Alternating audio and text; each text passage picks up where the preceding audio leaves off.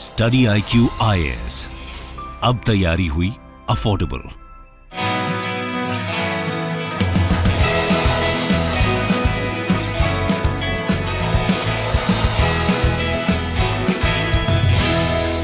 नमस्कार दोस्तों, भारत के अंदर खतरे की घंटी बज चुकी है क्योंकि देश के अंदर पहला मंकी पॉक्स केस आ चुका है और ये आया है बेसिकली केरला के अंदर। यहां पर आप देख सकते हो, India confirms first monkey pox case in Kerala man who return from UAE। तो यहां पर बहुत से लोग क्वेश्चन भी पूछते हैं कि आखिरकार केरला के अंदर ही इस तरह के वायरस ज़्यादातर क्यों देखने को मिलते हैं। इसका एक जो मेजर कारण आप कह सकते हो वो यही है कि वहाँ पर जो लोग हैं वो काफ़ी ज़्यादा मिडिल ईस्ट में जाते हैं, कई देशों में जाते हैं, काम करते हैं और वापस लौटते हैं, और इसकी वजह से जो वायरस है वो भी कई बार कैरी हो जाता है। तो यहाँ पर हमें क्या करना चाहिए, मंकी पॉक्स का ये जो केस है वो कितना ज़्यादा भारी पड़ सकता है देश के ऊपर, यहाँ पर हम समझने की कोशिश करेंगे और पूरा जो मंकी पॉक्स है उसके बारे में मैं आपको बताऊंगा। चलिए आगे बढ़ते हैं, लेकिन उसके पहले ध्यान रखिएगा UPSC की तैयारी देखिए दोस्तों, इसको स्टार्ट कर दीजिए जल्द से जल्द, क्योंकि अगले साल 2023 में इसका एग्जाम होगा। 28 मई को प्रीलिम्स का एग्जाम, और इसी की वजह से हमारे द्वारा फाउंडेशन बैच स्टार्ट किया गया है, जिसके अंदर मैं आपको बता दूं 900+ आवर्स ऑफ लाइव टीचिंग हम दे रहे हैं प्रीलिम्स के लिए। स्पेसिफिकली यहाँ पर MCQs हो गया, डेली करंट अफेयर्स हो गया, वीडियो के फॉर्म में, PDF के फॉर्म में दिया जाएगा ताकि आपका प्रीलिम्स अच्छे से हो। इसके अलावा प्रीलिम्स के पहले यहां पर एक क्रैश कोर्स चलाया जाएगा जिसको सक्सेस इन प्रीलिम्स कहा जाएगा। इसके अलावा आंसर राइटिंग प्रैक्टिस कराई जाएगी ताकि आपका मेंस अच्छे से हो, और पूरे जर्नी के दौरान आपको यहां पर एक मेंटर दिया जाएगा जो कि आपके साथ रहेगा। आपको कोई डाउट है, कुछ भी है, आप उनसे पूछ सकते हैं। और सोचिए, ये सारी चीजें we are providing at just 19,000 rupees अभी के लिए। तो अभी आप हमारे ऐप और वेबसाइट पर जाइए, वहां पर कोड इस्तेमाल करिए अंकित लाइव, ताकि ये जो पूरा कोर्स है आपका 25,000 का वो सिर्फ आपको 19,000 में मिल जाए और आप अपनी तैयारी को स्टार्ट कर सकते हैं। इसके अलावा अगर आप MCQs अटेम्प्ट करना चाहते हैं तो मेरे इंस्टा पेज पर जा सकते हैं, वहां पर स्टोरीज में जितने भी MCQs हैं उसको आप अटेम्प्ट कर पाएंगे। तो चलिए शुरुआत करते हैं और सबसे पहले देखते हैं एग्जैक्टली अभी हुआ क्या है। जैसा कि मैं बता रहा था कि मंकी पॉक्स जो डिजीज है दोस्तों, देखिए ये विश्व के अंदर पिछले करीब कुछ हफ्तों से अगर आप देखोगे तो ऑलरेडी चल रहा था, और इसको लेकर पैंडेमिक जैसा भी कुछ चीज बोला गया था, मैं अभी आपको आगे बताऊंगा। तो डर ये था कि क्या भारत में भी ये डिजीज आएगा। तो ये पहला जो केस है मंकी पॉक्स का वो 14 जुलाई को, मतलब कल ही इसको कंफर्म किया गया है, और ये उस पर्सन में हुआ है जो कि अब्रॉड से भारत वापस लौटा था केरला के अंदर। और ये कहां से आया है? यूनाइटेड अरब एमिरेट से आया है। और यहां पर जो हेल्थ मिनिस्टर है केरला के, उन्होंने ये बताया कि ये जो पर्सन है जिसको ये डिजीज हुआ वो बेसिकली UAE में जिस पर्सन के साथ था उसको भी मंकी पॉक्स कंफर्म किया गया है। तो इससे आप समझ पाओगे पहली चीज कि यहां पर ये पर्सन टू पर्सन भी ट्रांसफर हो सकता है। और बेसिकली क्या हुआ कि जब वो भारत के अंदर आया, कुछ सिम्टम्स दिखे, तो उसका जो सैंपल है वो भेजा गया।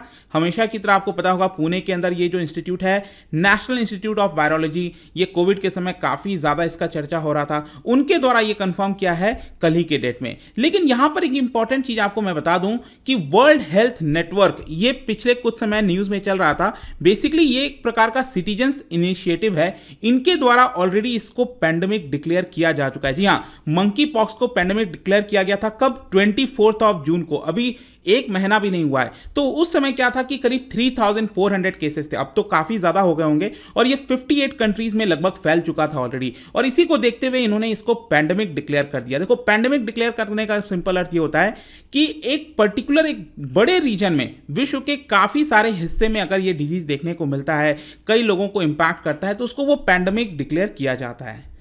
और ये जो आउटब्रेक है वो काफी तेजी से स्प्रेड हो रहा है अलग अलग कॉन्टिनेंट्स के अंदर, और ये रुकने का अभी के लिए नाम नहीं ले रहा है। इसी की वजह से ये जो वर्ल्ड हेल्थ नेटवर्क है, उन्होंने यहाँ पर बोला कि हमें जल्द से जल्द एक ग्लोबल एक्शन लेना होगा। इनफैक्ट यहाँ पर उनके द्वारा बोला गया है कि अगर हम इसके ऊपर एक्शन नहीं लेते हैं तो millions of people will die.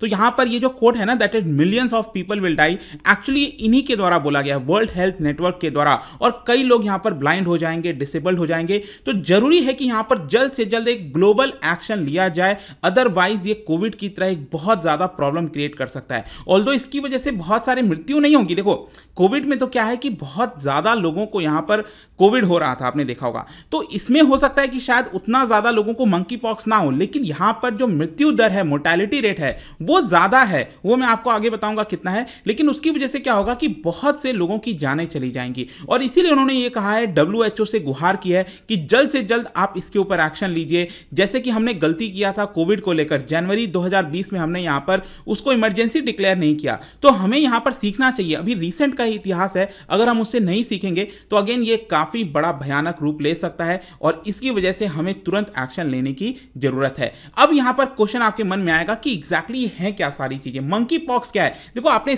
Small pox के बारे में तो सुना होगा, स्मॉल पॉक्स ऑलरेडी ये एलिमिनेट हो चुका है, आपको पता होना चाहिए। 1980 में ही यहां पर WHO ने यहां पर डिक्लेयर कर दिया था कि ये विश्व से खत्म हो चुका है ऑलरेडी। ऑल्दो ये स्मॉल पॉक्स बहुत बड़ा प्रॉब्लम क्रिएट करता था, कई लोगों की जानें जाती थी हर साल स्मॉल पॉक्स की वजह से, लेकिन फाइनली यहां पर वैक्सीन वगैरह आया और ये 1980 में खत्म हो चुका है। तो मंकी पॉक्स भी कहीं ना कहीं उसी वायरस से निकल के आता है, मैं आपको आगे बताऊंगा। लेकिन मंकी पॉक्स एक वायरल जूनोसिस है, जूनोटिक डिजीज है। मैंने आपको बताया जूनोटिक का मतलब ये हुआ कि ये ह्यूमंस में आ जाता है फ्रॉम एनिमल्स, जब एनिमल से ये ट्रांसफर होता है ह्यूमंस में, उसको जूनोटिक डिजीज कहते हैं। तो ये वायरस है एक, तो याद रखिएगा, और जूनोटिक है and it belongs to the same family of smallpox. मैंने आपको बताया ना कौन सी फैमिली, यहां पर आप देख सकते हो, ये आता है पॉक्स वीरिडेई। तो इसके अंदर यहां पर एक जीनस है जिसका नाम है ऑर्थोपॉक्स वायरस जीनस, और उसी का ही मेंबर है मंकी पॉक्स वायरस। ये आपको पता होना चाहिए। ये बेसिकली अगर आप देखोगे तो जो ट्रॉपिकल रेन फॉरेस्ट एरियाज होते हैं, जैसे सेंट्रल अफ्रीका हो गया, वेस्टर्न अफ्रीका हो गया,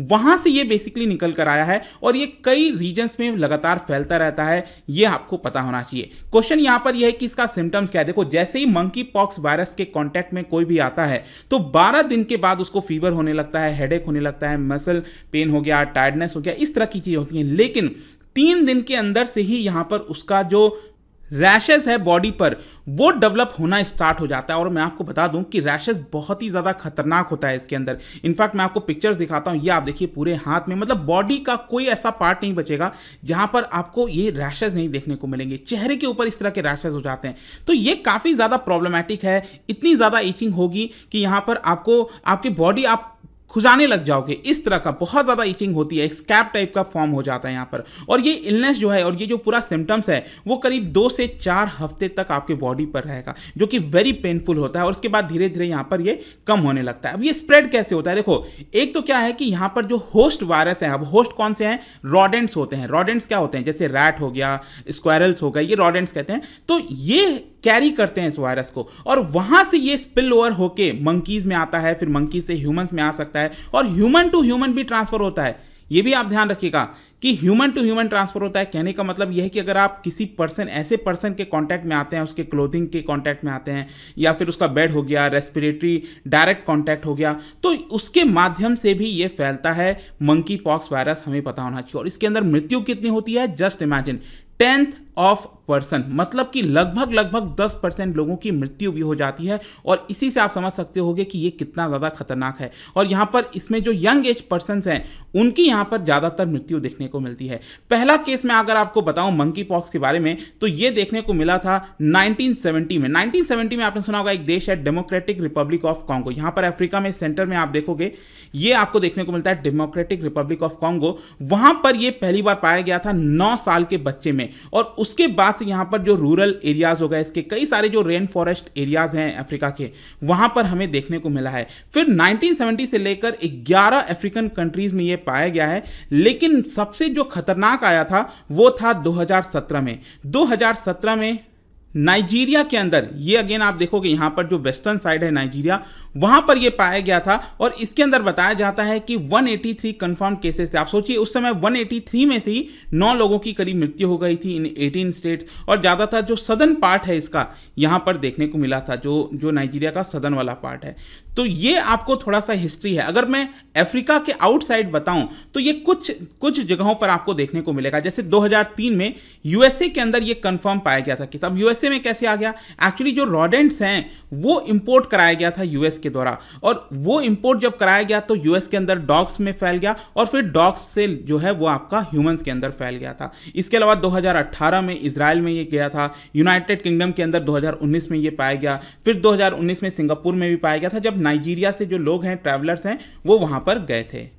फाइनली यहाँ पर क्वेश्चन ये भी आता है कि इसका क्या कोई ट्रीटमेंट है, कोई ट्रीटमेंट अवेलेबल है। देखो कोई भी अभी स्पेसिफिक वैक्सीन या फिर क्योर की बात करें तो इसकी अवेलेबल नहीं है एज पर centre for disease control and prevention CDC, जो कि यूएस की एक काफ़ी इंपॉर्टेंट बॉडी है। और इनके द्वारा बेसिकली यहाँ पर यही बताया जाता है कि जो स्मॉल पॉक्स का वैक्सीन है वो कुछ हद तक यहाँ पर मदद कर सकता है, क्योंकि स्टडीज में पाया गया है 85% इफेक्टिव है यहाँ पर मंकी पॉक्स के डिजीज के मामले में भी। इसके अलावा ये बताया जाता है कि जो स्किन में रैशेज होते हैं वहाँ पर आपको चीज़ें एंटीसेप्टिक लगाना होता है। आपने भी देखा होगा नॉर्मल केस में कोई चोट लग गया एंटीसेप्टिक क्रीम वगैरह लगाया जाता है, तो यहाँ पर जो सिंपल एंटीसेप्टिक जो चीज़ें हैं वो वहाँ पर लगानी चाहिए। इसके अलावा लाइट ड्रेसिंग रखना चाहिए अगर वहाँ से बहुत ज़्यादा फ्लूइड निकल रहा है उस पर्टिकुलर बॉडी पार्ट से, या फिर अगर मान लो मुंह के अंदर हो जाता है अल्सर, छाले पड़ जाते हैं, तो वहाँ पर जो सलाइन नमक का जो पानी है उसे गरागल करना चाहिए।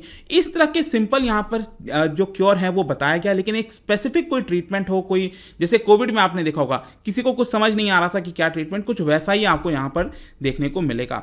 तो देखते हैं इसको लेकर आगे क्या होता है, बट आई जस्ट होप कि ये जो मंकी पॉक्स का केस आया है केरला के अंदर ये वहीं तक ही एंड हो जाए, अदरवाइज अगेन यहाँ पर हमें एक और बीमारी से जूझना पड़ सकता है। ऑल्दो यहाँ पर एक रेड अलर्ट जारी कर दिया गया है ताकि ये ना फैले, देखा जाएगा। जाने से पहले एक इंटरेस्टिंग क्वेश्चन, क्या आप बता सकते हो जो एक्सेसिव ब्लीडिंग होती है इंजरी के समय वो कौन सी डेफिशिएंसी की वजह से होती है? जैसे आपने देखा होगा कि कई बार चोट लग जाती है तो ब्लीडिंग तो होता है लेकिन वो रुक जाता है क्लॉटिंग वगैरह की वजह से, लेकिन कुछ लोगों में वो बहुत ज़्यादा ब्लीडिंग होता है, तो उसमें कौन से विटामिन की डेफिशिएंसी होती है जिसकी वजह से इतना ब्लीडिंग है? इसका राइट आंसर आपको पता ही है, मेरे इंस्टाग्राम पर तो मिलेगा ही, वहाँ पर अगर आप नहीं हो कोई बात नहीं, टेलीग्राम से भी ले सकते हैं इसका सही उत्तर। मैं कई सारे जो MCQs हैं वो यहाँ पर स्टोरीज में डालता रहता हूँ। बाकी अगर आपको PDF चाहिए तो टेलीग्राम पर आइए, अलग अलग सोशल मीडिया पर आप जुड़ पाओगे। और जैसा मैंने बताया था यूपीएससी की तैयारी काफ़ी आसान हो गई है, क्योंकि ये जो फाउंडेशन बैच है इसके अंदर हम आपको सभी कुछ जो पूरा सिलेबस है यूपीएससी का अच्छे से कराएंगे। B with us, use the code Ankit live, हमारे ऐप और वेबसाइट पर जाइए और अभी अवेल करिए ताकि आप तैयारी तुरंत स्टार्ट कर सकते हैं। Don't delay this. I hope कि वीडियो आपको पसंद आया होगा। मिलता हूं आपसे next time. Till then thank you very much, see you soon. मैं ओम शर्मा स्टडी IQ के परिवार को बहुत बहुत धन्यवाद देना चाहता हूँ, क्योंकि उनकी वजह से मैंने बहुत कुछ सीखा है और बहुत सारी चीज़ें मेरे लिए आसान हो गई हैं। मेरी तैयारी में एक नया आयाम मिला है। बहुत बहुत धन्यवाद study IQ। Study IQ IAS, अब तैयारी हुई अफोर्डेबल।